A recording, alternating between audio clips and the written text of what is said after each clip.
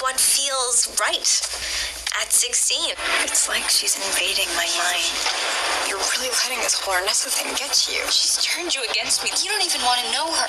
She's my best friend. It's not fair. I can't stand having you around me all the time, wanting me only for yourself. Don't you see she's ruined everything for me? It also brings into play the whole dynamic of what's platonic and what's not. Yeah.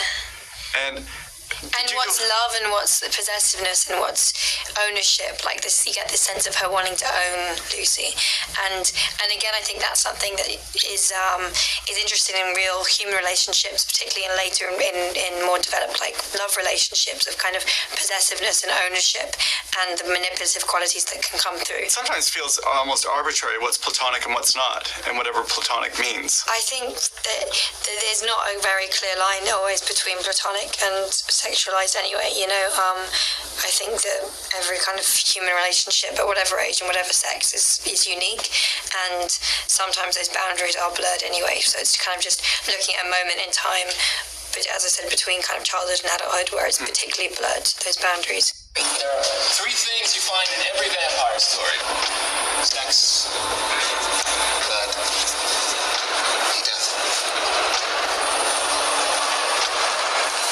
When I first read the book, I was taken back so intensely to my own teenage years and these very intense, passionate, romantic friendships that certainly young girls have.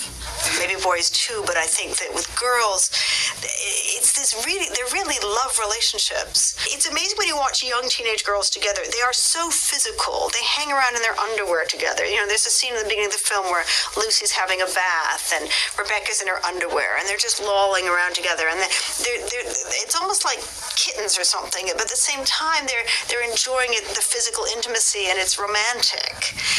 And so it's very, very blurred. It's romantic, it's emotional, it's erotic, and we don't even know how to define it, which is why there's almost no films about it, actually.